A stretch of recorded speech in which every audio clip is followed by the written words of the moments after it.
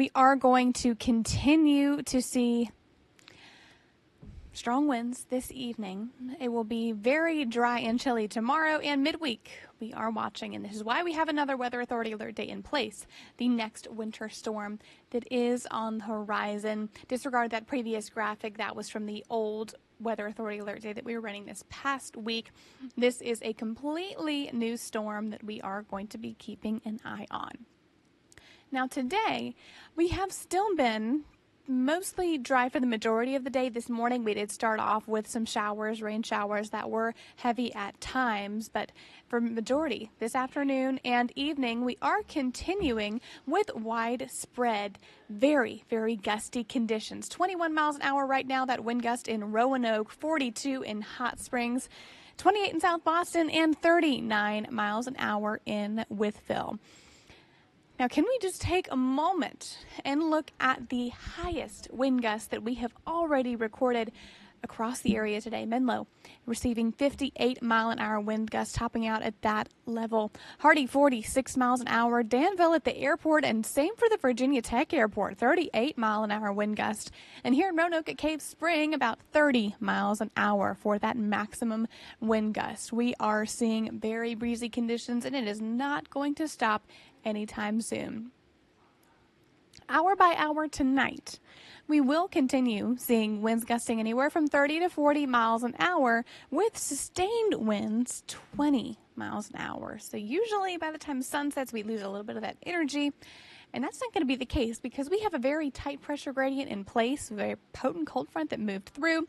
And on the other side of it, that is why we are dealing with the very blustery conditions tonight. So now is the time to tie down any sort of unsecured light objects you have out and about outdoors, because we are still dealing with the gusty conditions tonight. Power outages throughout the area. Franklin County still clocking the most residents without power at this time. But we have noticed numbers today on the rise due to the gusty conditions and the very saturated ground. A lot of the tree limbs, the trees, the rather that we're seeing are just the saturated ground with the combination of very gusty conditions. A lot of trees down, and that has caused some power outages as well. So this is not the type where we're dealing with the freezing rain on the power lines, but a lot of trees down because of this wind. And we're not done just yet. Again, tonight will still be very breezy.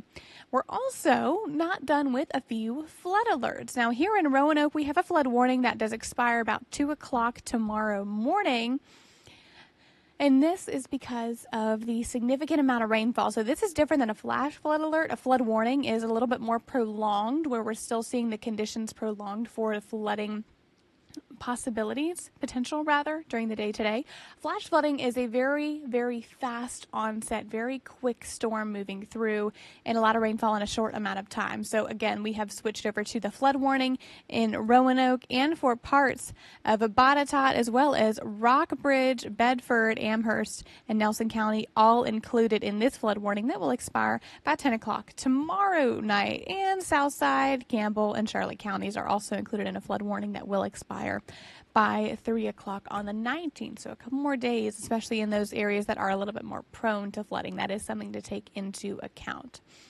Now, rainfall totals the past 2 days, we have gotten a lot of rainfall in a short amount of time, and that's why we had the flash flooding alerts and still have those flood warnings in place. Roanoke receiving about a 2 inches of rainfall. Same for Bedford. About 1.5 inches in Covington, 1.25 inches in Rocky Mount. About same story for Wytheville.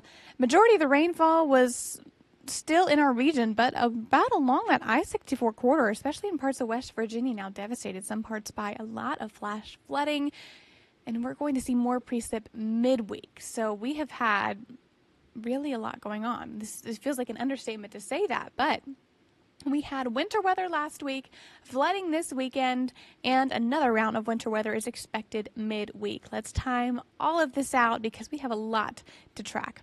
Futurecast tonight do have the potential of seeing a few upslope snow showers in parts of the New River Valley and the western slopes of the mountains of West Virginia, but this will quickly dissipate by very early Monday morning and still be very low impact. After that moves out, high pressure is in control of the area and it will be beautiful and dry. We'll continue to stay clear through the day on Monday, but Tuesday things switch up. You'll notice clouds increase, and by early Wednesday morning, there is our next winter storm on the horizon. Now, over the next day, we will hone in on amounts and get a forecast put together to release, but right now there's still a little bit uncertainty with precip type and amount, so we will be watching this closely over the next 12 hours or so. But this is what the timing is looking like roughly for your Wednesday, very early Wednesday morning, Wednesday afternoon. That's when we're looking at onset lasting through the day on Thursday. But let's not think about that just yet. That is a hump day problem as of now. Low temperatures will be quite chilly tonight, but the good news is we will be dry. 26 your low this evening in Roanoke, 19 Hot Springs, 29 Alta Vista, as well as South Boston, 20 in Independence. These are a little bit below average for this time of year. Temperatures have fallen especially due to that cold front. Zone by zone forecast, high temperatures Monday will be below average as well. 30s and 40s for our high temperatures. 41 south side, 43 in Lynchburg, 39 in Roanoke, 40 degrees in the Highlands, and 35 in the New River Valley. Forecast for the next 7 days will look a little bit cooler than what we experienced this early this afternoon before the front moved through. We'll be in the 30s and 40s. With dry conditions Monday and Tuesday. Again, Wednesday and Thursday, we do have that weather authority alert day that is in place because of the snowfall and wintry mix that is expected. And overnight, each evening, we will be in the mid and upper 20s. So stay warm this evening, friends, and stay safe because we have very gusty conditions that will last for the next couple of hours. And we will keep you up to date on that potential winter weather for midweek.